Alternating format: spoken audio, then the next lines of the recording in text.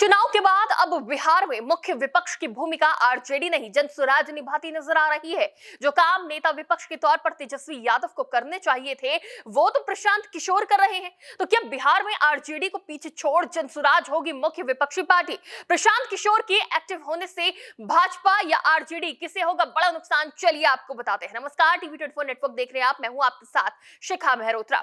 बिहार की राजनीति हो या मॉनसून सत्र, विधानसभा चुनाव के बाद से आरजेडी और तेजस्वी यादव कहीं नजर नहीं आ रहे हैं, जिसका फायदा उठाते हुए प्रशांत किशोर ने बांकीपुर का उपचुनाव जीत लिया। और अब जिस स्पीड से प्रशांत किशोर भाजपा और सम्राट चौधरी पर हमलावर नजर आ रहे हैं और वार्डों का दौरा कर रहे हैं, उससे तो यही लग रहा है कि बिहार में अब भाजपा के सामने टक्कर में आरजेडी नहीं बल्कि जनसुराज नजर आएगी।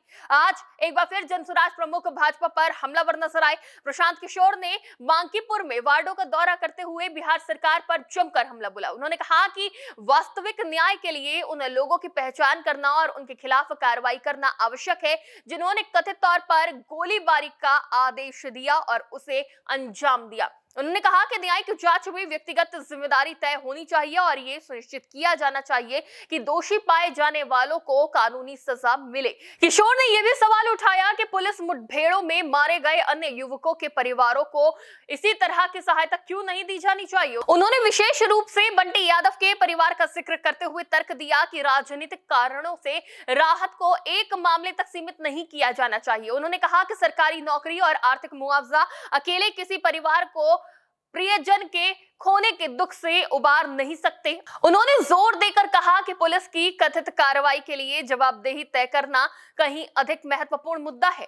प्रशांत किशोर के इस बयान से साफ है कि वो बिहार में जनता के मुद्दे भी उठा रहे हैं, सरकार से सवाल भी कर रहे हैं और एक कुशल विपक्षी दल की तरह सरकार को सही सलाह भी देते नजर आ रहे हैं, जो भाजपा से ज्यादा आरजेडी के लिए नुकसानदायक साबित हो सकता है। क्योंकि एक दौर था जब प्रदेश की राजनीति लालू और नीतीश के इर्द गिर्द घूमती थी, लेकिन लालू के अपनी राजनीतिक वसीयत तेजस्वी यादव को सौंपने और नीतीश कुमार के राज्यसभा जाने के बाद बिहार की राजनीति में बड़ा बदलाव आया है। एनडीए ने जहां 2025 में बिहार की सत्ता में फिर से जीत हासिल की, तो वहीं नीतीश कुमार को राज्यसभा भेजकर भाजपा ने प्रदेश की सियासत को अपने हाथों में ले लिया।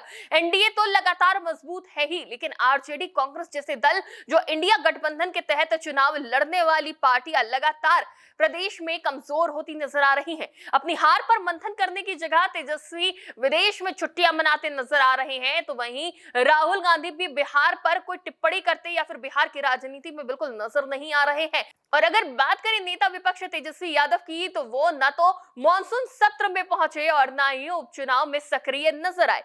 चुनाव से 3 दिन पहले प्रत्याशी उतारकर प्रचार करा और फिर कहीं नजर नहीं आए। लेकिन इस बीच पुरानी पर 0 सीट पर नजर आने वाली जनसुराज ने बांकीपुर सीट से मजबूत डेब्यू किया है। इस सीट पर जीत पाकर आरजेडी और भाजपा दोनों को ही बड़ा झटका दिया है, क्योंकि यह सीट भारतीय जनता पार्टी का मजबूत गढ़ मानी जाती थी। इस सीट को जीतकर प्रशांत किशोर ने बिहार में अपना खाता तो खोल ही लिया है, साथ ही वो अब विपक्ष की भूमिका भी मजबूती से निभाती नजर आ रही है। भले ही जनसुराज एक सीट पर है, लेकिन वो जिस तरह से सरकार पर हमलावर है वो ये दिखा रही है कि विपक्ष अभी भी बिहार में मौजूद है। लेकिन जिस हिसाब से वो सक्रिय नजर आ रहे हैं, उससे ये साफ है कि बिहार में राजनीति का पैटर्न बदल गया है और एक सीट से शुरू हुआ जनसुराज की जीत का सफर कहीं अगले विधानसभा चुनाव में आरजेडी की अन्य सीटों और नेता विपक्ष का टाइटल भी न तेजस्वी यादव से छीन ले। इस पूरे मामले पर आपकी क्या राय है, हमें कमेंट बॉक्स में जरूर बताइएगा।